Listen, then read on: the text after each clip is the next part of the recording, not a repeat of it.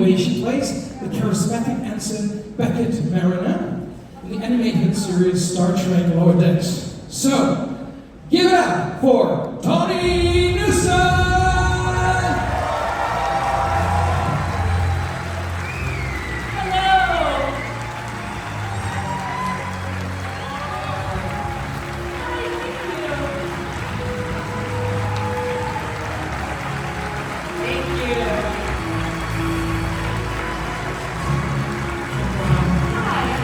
So good to have you here.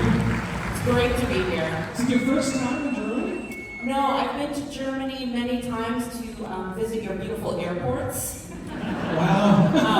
But my father used to live here. He was stationed at Wiesbaden. Wiesbaden. Anyone from Wiesbaden? He was in the army. I'm sorry. Okay. Yeah, this is how it works at FedCon. So first of all, welcome to the FedCon family. Now you're a member. I love new families. So when I get tired of my own, then I can have a new one. That's the spirit, right? Yeah, we have 5 microphones in the audience. There's one in the middle, one to your left, and one to your right, and 2 upstairs. There are, I think, we already have questions. So spotlight. Okay. Oh, there. Okay. Hi, yeah, we can talk over next. We were all sad that it ended after 5 seasons, so I wanted to ask what you think, especially Borler and Marin would get up to as like provisional first officers together. Yeah, it's interesting, right? We all want to see that 6th season of the 2 of them having a co-lead. I don't know that they are going to initially work very well together. They're kind of like an opposite management style. But I think they really balance each other, right? Like her chaos, his control. You need both. That's what we've demonstrated the whole series. That's what our writers have demonstrated. And I think both is really the secret sauce to a well-run starship. But I also think that Borler would have gray hair from stress, for sure. You probably would, yeah. Yeah, I think you need a little gray hair. It shows you've lived life, right? Come on. Cool, thank you. Oh, they turned the light off on you. Thank you. Hello. Hello. So my question is, what was your favorite thing about actually playing Marin in Strange New Worlds? Ooh, so in the live action crossover, I mean, my favorite thing was just that Jack Quaid and I got to work together and be, in real life besties, rather than just doing it in the booth or at conventions. It felt like a long time coming because we became such good friends through doing the show that it was like, oh, finally I get to actually work with my friend and, make him crack up during takes and poke him in the ribs when they're filming him and move his chair without him knowing. I terrorized him, is what I did. I drove him crazy, but he loved it. I took a lot of sneaky pictures of him, some of which I could never post because he's asked me not to. But it was very fun just to be able to play and to goof around and to have that sibling energy that we have naturally and be able to bring that to the screen. I was like, oh, we need a whole series of this. We need us in live action all the time.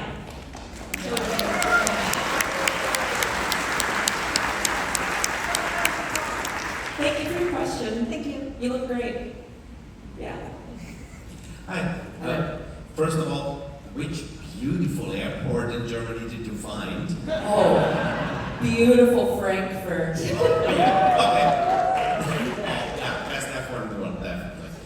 Anyway, what I wanted to ask you, a little bit hinted at it in your last answer already, would just based on the experience of voice acting the character versus actually playing it, would you have preferred if Lower Decks would have been a live action show?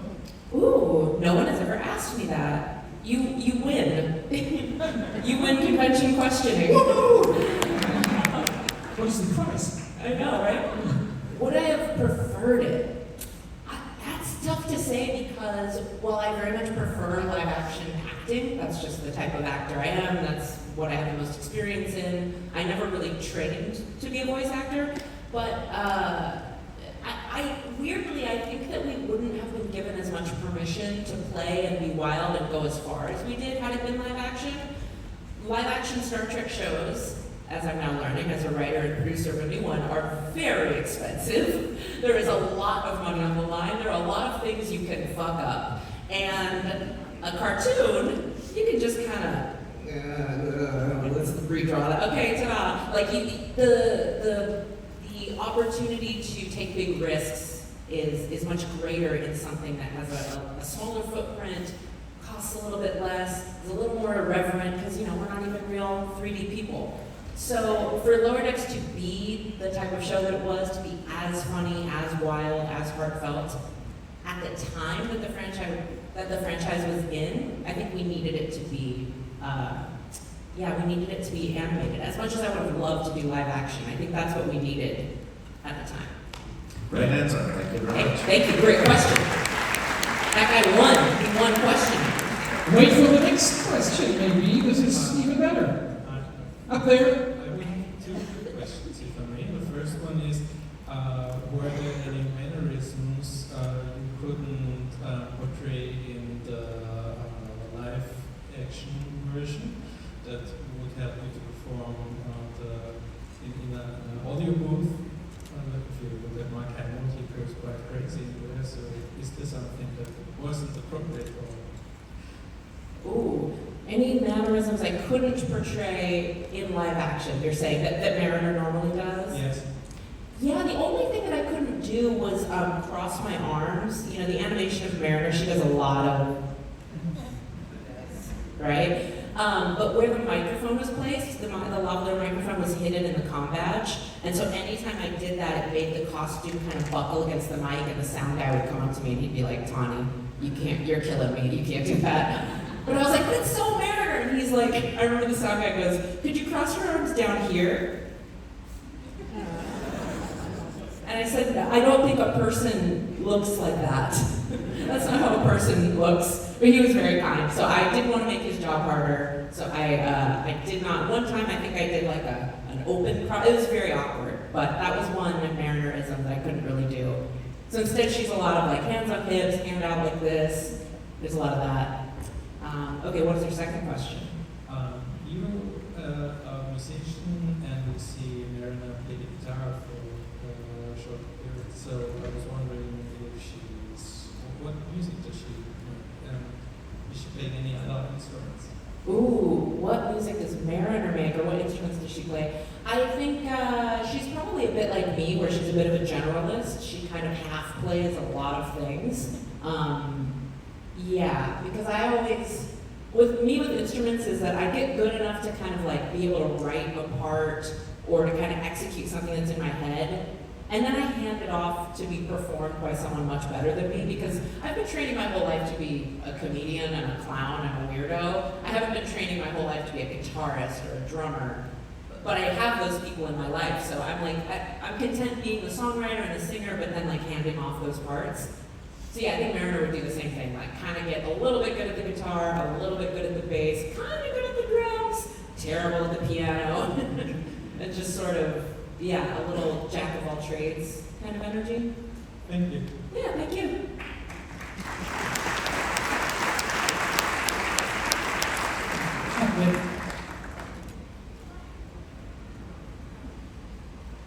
Why can we work? Yeah. Hi, it's nice to meet you. Hi, you too. I just wanted to ask you, because I also understand the voice acting is a little bit of a singular experience. You're in a booth and you're a little bit apart from the world. Was there anything when the show came together and you saw the finished product and you saw how it was received that surprised you or touched you, where like, wow, I couldn't have imagined it would be this way, and it was more than I was even expecting or conceiving when I was making it up in my head in some booth?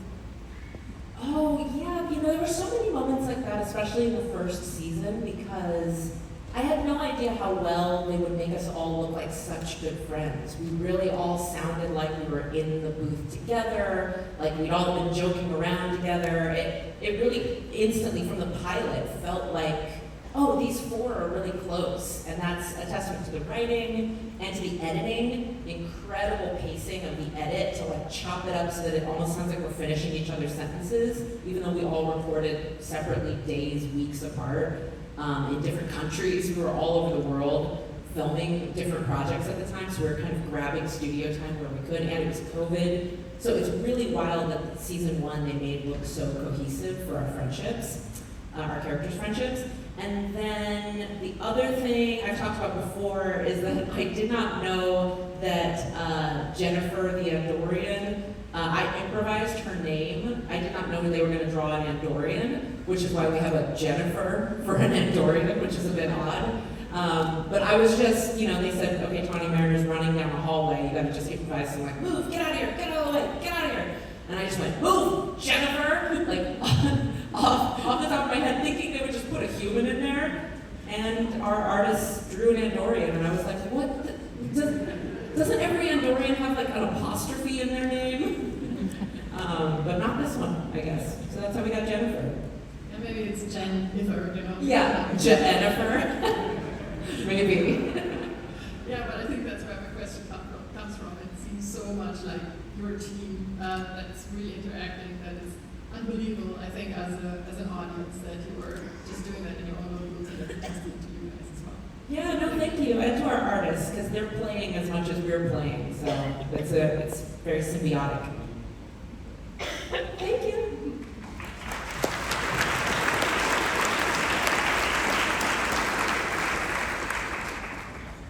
Hi there, hello. Hello. My question is not about Star Trek, but about Space Force. Oh, okay, let's Another go. show. But do you think we'll get a result of the cliffhanger sometime? That was mean of them, right? It was. That was so fucked up for them to write it so like they knew the show was canceled. So to cancel it on a cliffhanger is pretty wild. No, we will never get a resolution. I know, they didn't show. We'll also never find out why Maggie was in prison. They never told even us. The writers didn't even tell us what she went to prison for. So I think Greg Daniels just loves having a little secret. All right. Yeah. I have to live with that. Thank you. Yeah, thank you.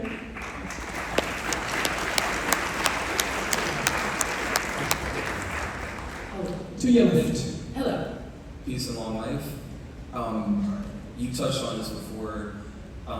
At this time, all the shows that we love run on chemistry, Doctor Who, Stargate, and every Star Trek. You guys really did have like season 7 chemistry in the pilot, but then what kind of messed up my head is you then go on Strange New Worlds, and now you're acting with those guys as if you were in that pilot. I really need you to give me some of the secret sauce. How do you pull that off?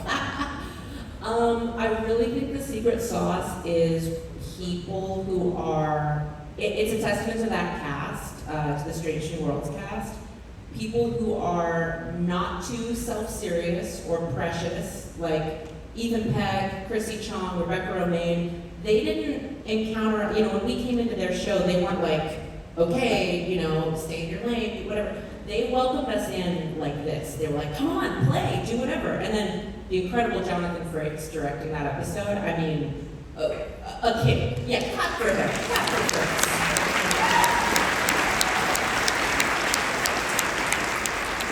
And, I mean, this sounds kind of corny, and I feel like my fellow comedian comedy people in LA would like run me through the streets for saying this, but like, it really is the power of play in comedy, the power of being able to play, being able to be loose, be funny.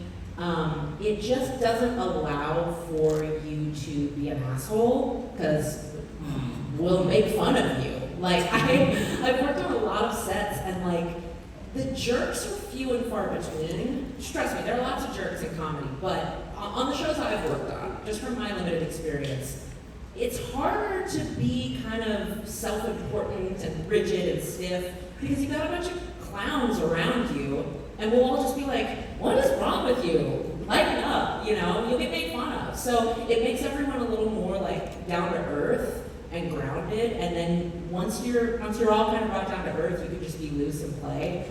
And that Strange New Worlds cast pretty much started there. Like, they were all just grounded and down to play. So when Jack and I came in, it was just like, oh, okay, we're all just doing our little dance. It was so easy. Thank you. Yeah, thank you.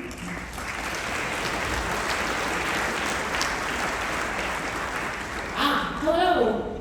Hello, thanks for being here. Thank you. I was wondering, is Borler really so annoying? Say it again, please. Is Borler really so annoying? I don't think Borler's annoying. I think Borler is precious. I think he's he's a little more uptight, but he loosens up. You've seen him loosen up, right? You've seen him be more relaxed. Sometimes.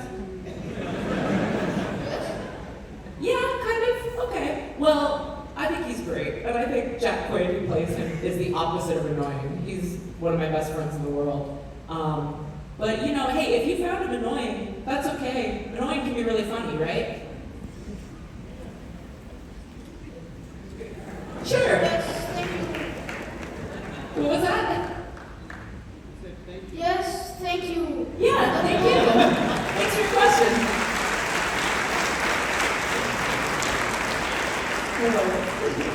And our next question. Hello. Yeah, you in blue. Hello.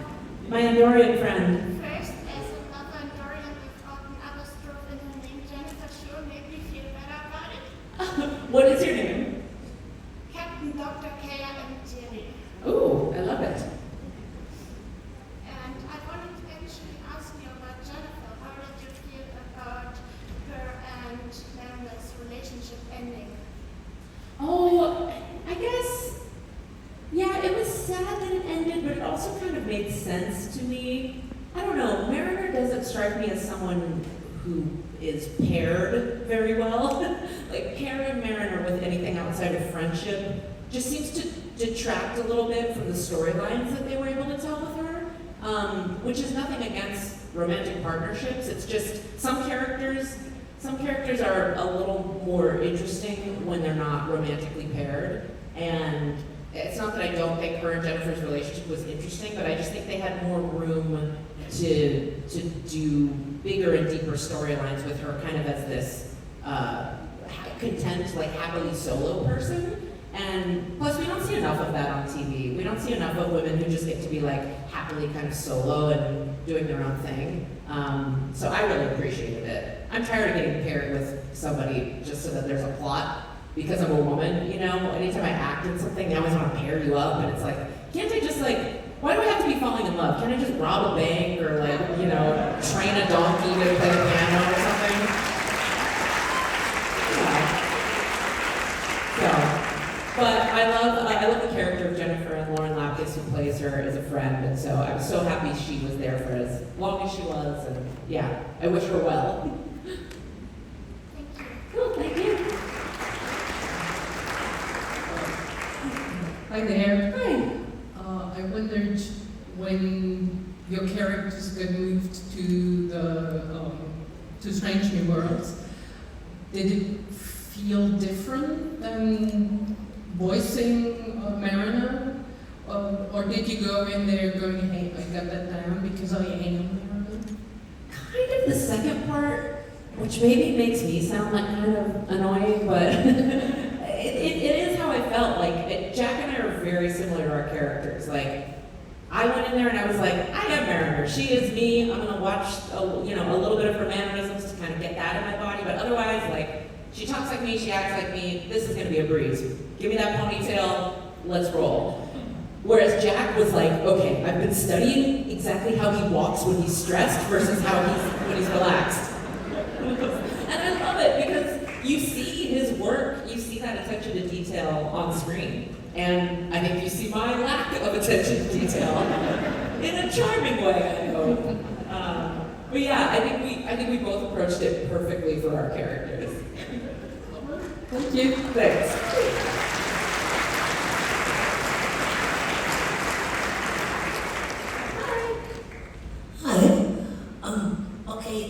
Questions are futile in a way. Firstly, it was a bad thing. It was a bad thing I really saw in Enterprise, stuff there. It was so cool. So maybe would there be any chance that you, just like in this one series, because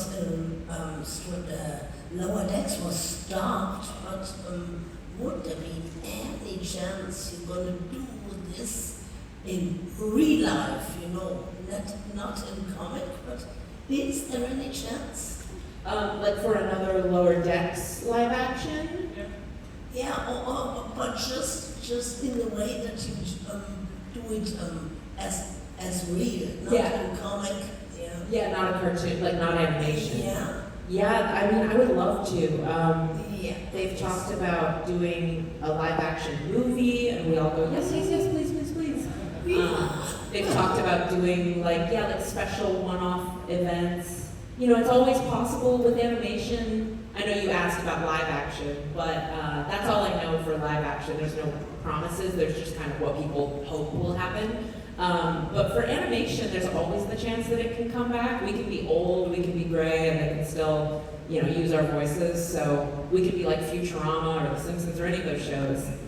Could we do a kind of voting about that? Voting? Voting, Oh, yeah. voting.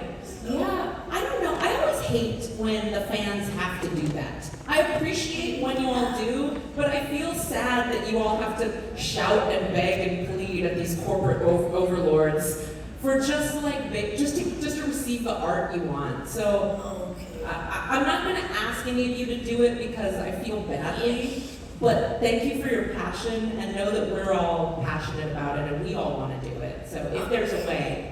We're gonna try and we're gonna miss you if it won't work, okay? Okay, thank you. Thank you. I appreciate you. Thanks.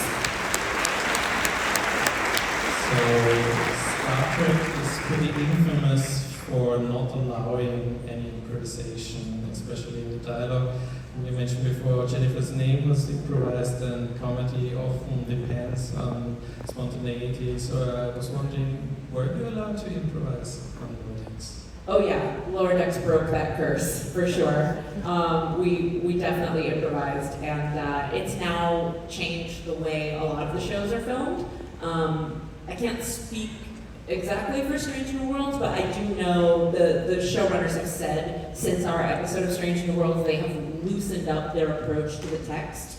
I don't know if that directly means improvisation, but they've all said that it's made things a little looser and lighter, just seeing that it can, if you have people that are capable, that know Trek well, and that are passionate about the intention of the moment, and not just trying to say funny jokes, like it has to be both, improv can really open up an already very good script, and I don't think Star Trek should have a rule against it. Just because the lines are very technical, it's like, fine, don't mess with those lines, but the character-driven stuff, the personal, the relationship-driven stuff, if you're in the correct intention of the line, and you just have a slightly funnier or more unique way to say it, or just a way that fits you and your human body better, it can really make the text come alive. Because as a writer, I'm sitting at home on my little computer going, oh, I think this would be good to come out of this person's mouth. But as I write lines for, say, Bob Picardo, who plays the Doctor in Starfleet Academy, he's, when he gets that text, if he wants to change it a little bit, I am all for it, because if it doesn't quite feel right in the actor, it's not going to sound right, it's not going to play right, and the audience is going to feel that. So I'm pro improv in Star Trek, because you can always edit out the bad stuff, Thank you very much. Yeah, thank you.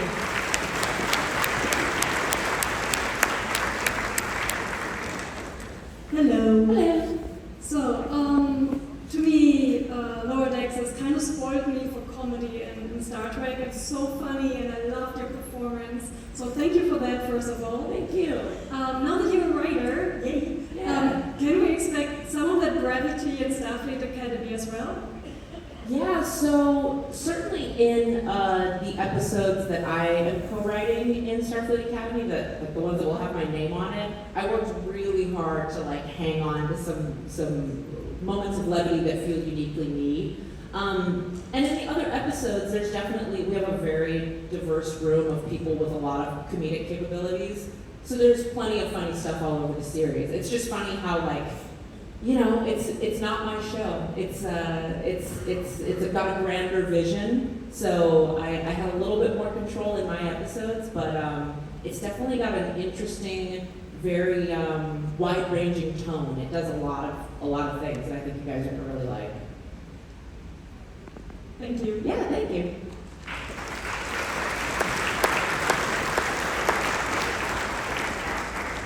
Hello. Hello. Like so many others, I'm really, really sad that Rolex has been cancelled, and I'm also a great fan of the crossover with Stretching Walls. Thank I you. really enjoyed it.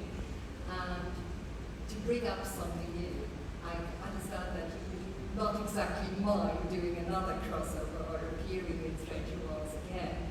Have you got any ideas what you would like to happen? Obviously, having a Marin and Borler again would be great, but what about bringing in any of the other Lodex characters? What would you think about? Yeah, I mean, if there was all the budget and time in the world, I would love to see Rutherford and Tendy get brought into live action. Eugene and Noelle are some of my favorite performers, and they are.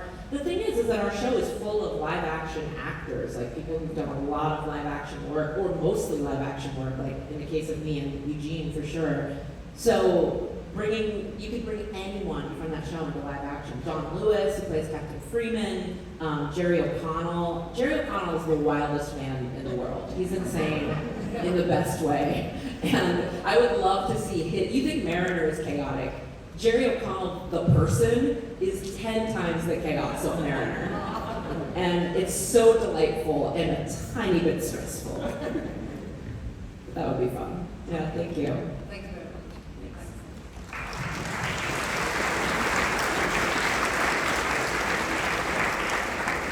Hi, good afternoon. Hello. I've got actually a question for my son. He's a big Lower Decks fan and as well a polar bear fan. So he was wondering if Mariner would ever do anything with a polar bear or something like that. He's a fan of Lower Decks and polar bears? Is this some German euphemism for something scandalous? Sorry, I'm actually from the Netherlands, so I'm not sure if it's a German thing. So you don't know what your son has asked you to ask me here today. Okay, so polar bears and Mariner. I really hope this doesn't put me on some weird list on the internet. I think Mariner would probably try to fight a polar bear. And would she win? I think she'd put in a good effort before running away or like stunning it. But I don't know that she has a particular interest in polar bears. And once again, if you're sending this to your son, I'm terrified you've asked your father to make me say something disgusting. So if you did, good trick, kid. It isn't. In Dutch, polar bear is an ijsbeer, so it's a completely different word, so no worries. Oh, okay. Is it the same as the white bear that I'm thinking of? Yes, it is the same thing. Okay, those are very scary. Yeah, so Marin would try to fight one and she would hope she would not die. Thank you very much. Thank you. That's a good one. You come to Europe, you get really different questions. I love it. What's up? Hi. So I've got a group of friends who are playing Star Trek Adventures, and since you're really good at improvisation, so I was wondering whether you maybe have some recommendations as to what kind of warm-up exercises we could do, because we do have the intention of having a bit of a lower deck kind of sense of humor in the way we approach the game. And so yeah, I figured just, I could ask you. Yes, wait, tell me what the game is again? So it's a pen and paper. It's basically like Dungeons and Dragons, but Star Trek version. Oh, that's fun. It's a lot of fun, yeah. So you build characters like you would in Dungeons and Dragons? Yeah. And I'm a Vulcan, which is really difficult for me because I'm more the empathetic person. So this is why I'm now really wondering what kind of advice you could give, particularly in terms of warm exercises to become familiar with acting on the spot, just generally improvisation, as well as having to put yourself into the shoes of a character that's so different from the way you see yourself. Oh, that's interesting. Okay, so these would be like spoken type warm-ups where you're just kind of going around and acting as your character to warm up. So the way the game works is you're just sitting at a table and you're just creating basically a Star Trek spin-off in your mind together. Yeah. Well then maybe to loosen it up, maybe you could start with some scenarios that are very modern day, very present, very not Star Trek-y. Like if you just go around and say like, okay, we're all on a road trip and we got a flat tire, what would each of us do? And then just try and respond, like even if it's so silly, like very hyper in your character. So if I was gonna do this for the Lower Decks characters, I'd be like, okay, Lower Decks characters are driving to Topeka, Kansas, they got a flat tire. Tendy would be researching all of the nearby restaurants and places they could go for once they fix it, because she's such an optimist. She's already like, we're gonna fix it and go to this diner. Rutherford would, before they even knew there was a flat, Rutherford would be under the car already fixing the tire. Boimler would be stressing out about the fact that he's gonna be late for some interview, and Mariner would be vaping. So you can go around and do that in character. Like say, I would be Gohan and reactors of Vulcan. Sounds very legit, so thank you. Yeah, you're welcome. Thanks. Hello. Hello. Hi. When you started offering your voice talent to Lower Decks, you joined not only a big Star Trek and Trekker family, but also a very legendary franchise, which has been around for many decades. And as you can see, there are still a lot of us who like you and your colleagues to come here to Bonn. Yeah, and I was wondering how you feel about the fact that when you think about it, once you join the Star Trek family, you can expect to be invited to conventions here in Bonn and everywhere else in the world for decades to come. How do you feel about that? I feel incredible about that. What a privilege. I absolutely love people who are passionate about things. I don't care what it is. Even if I don't know anything about the thing, I want to hear people tell me about what they love. So to come to conventions, I get to hear you all tell me about the thing you love, which is also a thing that I love and is also my job. What? That's amazing. And to get to travel the world and to meet freaky people who ask me questions about polar bears, like, what a dream, right? It's something that I really don't take for granted because I've been in entertainment for a long time. I've been a solidly middle-class actor, meaning like I'm not a household name, but I've been working consistently for over a decade, and oh my God, 15 years now. Oof, I should be wealthier.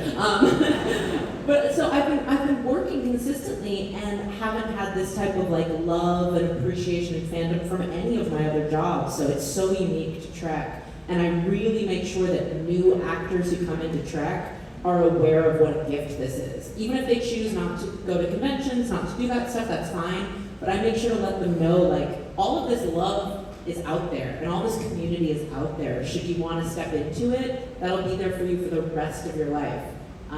So I feel like an old woman constantly talking to the young kids on Starfleet Academy, where I'm just like, you have no idea the world that's about to open up for you. They'll find out soon. They're very young and precious, and I think their minds are going to be blown by this. Well, I hope you feel welcome here, and please go home, spread the word, and bring your colleagues from Lower Decks here. Absolutely.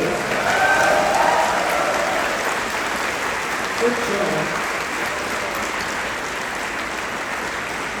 Did you know anything about FedCon before coming here? I only knew that Jonathan Frakes said, I always kind of like text the legacy actors, and I'll be like, hey, I got invited to such and such con, how is it? And I'll get a little temperature read, and he goes, that one's great, see you there.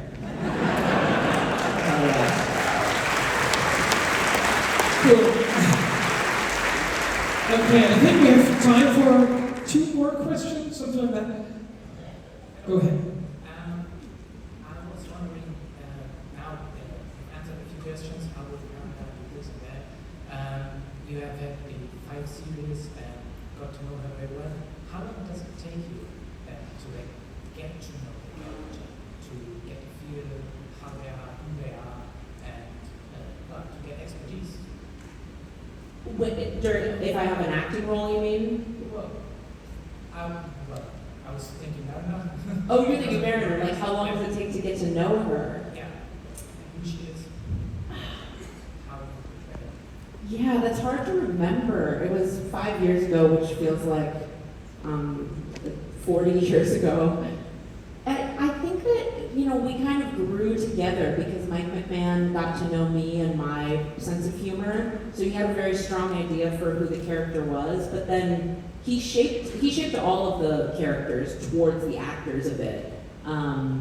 So, we started pretty close, but then we just melded even more together. So this was a unique role in that I didn't have to get to know her too much. I just had to be louder and talk faster than I normally do.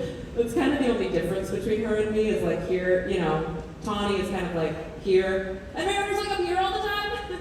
So it's not that different really, which is a boring answer for an actor to give, right?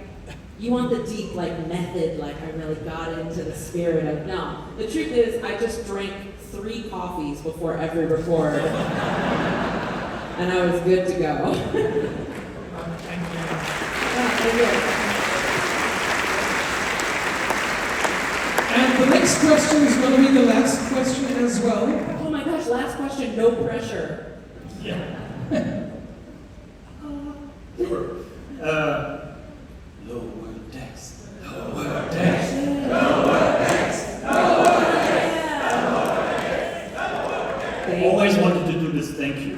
No, thank you. I've always wanted. Wait, okay, what is it in German? Can you chant it in German? Actually, it's also called lower decks. Yes. I know, but if you were gonna translate humor, Unter the decks. Unter the Ebenen.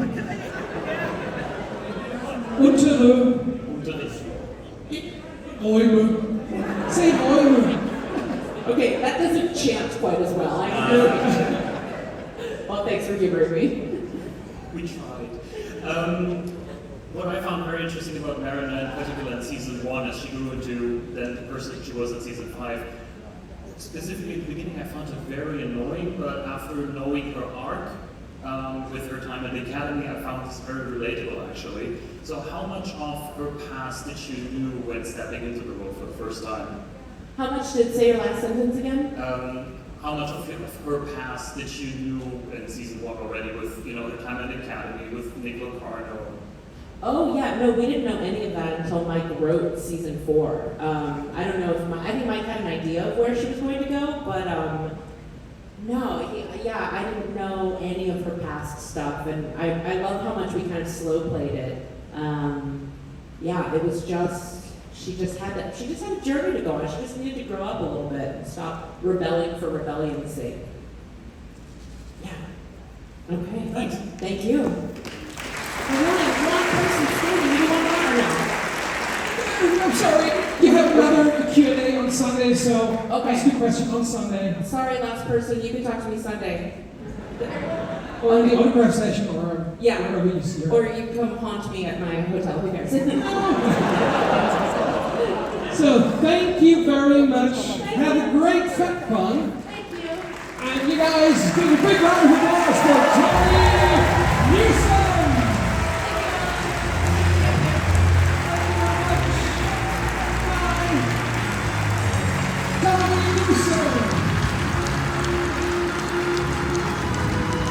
Ich will sie alle sehen von Auerdex. Alle. Wir müssen Dirk bombardieren mit E-Mails. Nein, macht's nicht. Sagt nicht, dass ich das gesagt habe. Okay, hier geht's direkt weiter mit unserem nächsten Panel. Flash!